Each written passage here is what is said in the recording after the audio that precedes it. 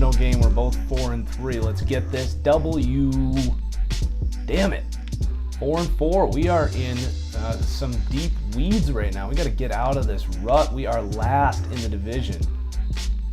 So maybe it's because we have pretty much every good player on our team is up for a contract and they're bummed out that they're not getting paid. So let's go ahead and give these guys some deals and maybe it'll inspire them to play some better football. So we get Randy McGee back. Sam Darnold's going to take another week.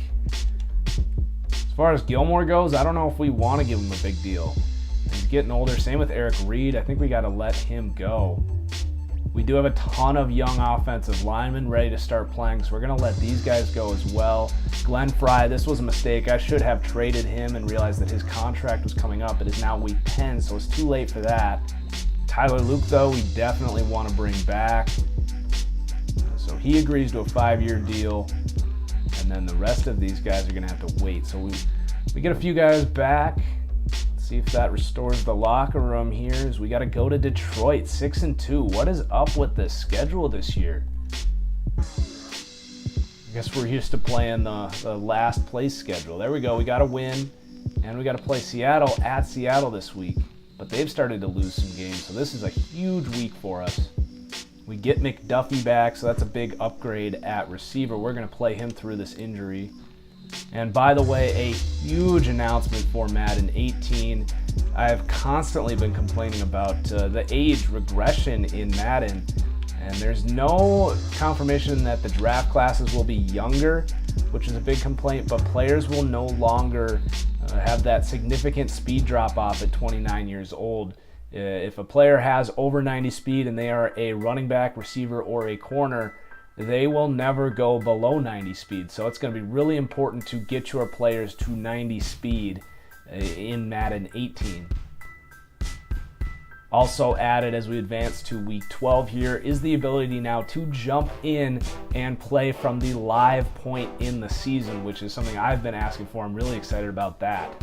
It'll just load in the stats and everything. You can jump in like week 8 if that's where the real NFL is. And we beat the Seahawks. So that's huge. We are on our way now. We're 6-4. We gain a game on the division leader. So I'm starting to feel better now. We do need to lock up Sam Darnold here, though, so let's up that even more. And we got him in for the next 6 years. So hopefully happy quarterback means a good play.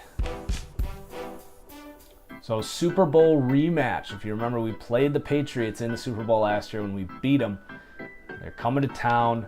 Let's get to 7-4. This would be a big win. Boom.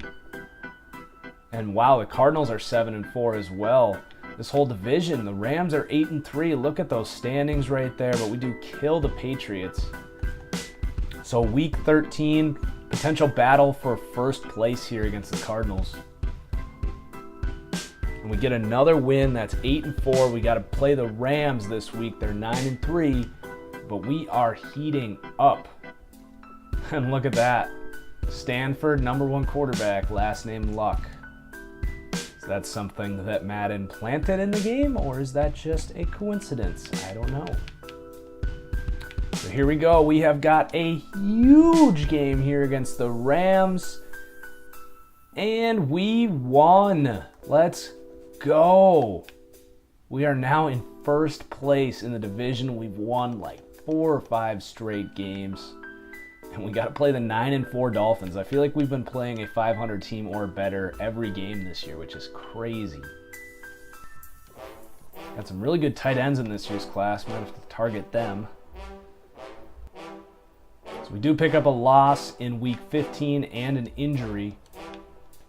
We lose Laramie Tunsil for the next 5 weeks. That is a bad timing for that injury. But luckily, we did steal a right tackle in the draft in the 5th round, a superstar.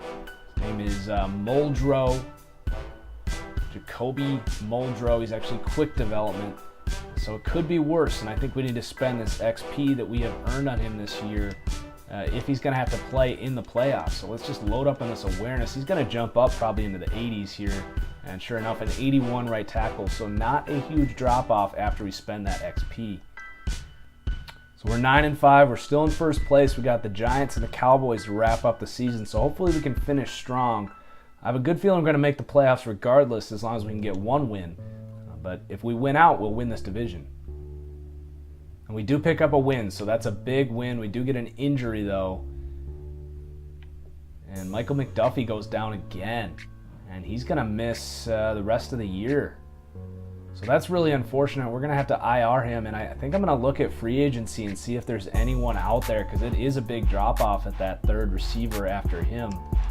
So unfortunately, really no good options. So we're going to have to tough it out with the guys we have and trust our depth. So all three of these teams are still 10-5, and the Seahawks technically not out of it either. So let's see what happens here going into the playoffs. Hopefully we can get this win and clinch the division. If we lose, we're at risk of not making the playoffs. So we do get the win. We win the division. And so did every other team in our division. So we do have a division game right off the bat here. So look at our division. And it's proud to be part of the NFC West this year. So let's take a look at how our stats ended up. Sam Darnold ended up with a great year. Wow, he only had 10 touchdowns through the first 7 games. He really picks it up. LaShawn McCoy ends up with a decent year, but James Conner has 13 touchdowns. Zach Short gets over 1,000. Gales almost gets there with 9 touchdowns too. So really just leaning on those 3 wide receivers. I think we are going to look to add one more offensive weapon in the draft. Tackles, Navarro Bowman, 150. I wonder if he won Defensive Player of the Year again. Coakley ends up with 4 picks as well. And Leonard Floyd, Solomon Thomas both go north of 10 sacks, so good for them. And Greg Zuerlein has a really good year kicking. We don't get the MVP. That goes to Blake Bortles, who has a crazy season. And no Coach of the Year as well. Navarro Bowman does win Defensive Player of the Year again. And he's got to be maybe the highest legacy defensive player now after, I think that's his 3rd. And he's got a Super Bowl win under his belt.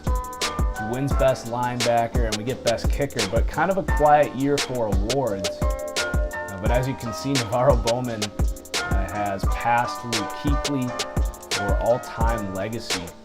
And as far as we are concerned, we still got a long ways to go. We're still in the mid-20s, but another Super Bowl here would jump us, I would think, way up here into this top 12 range.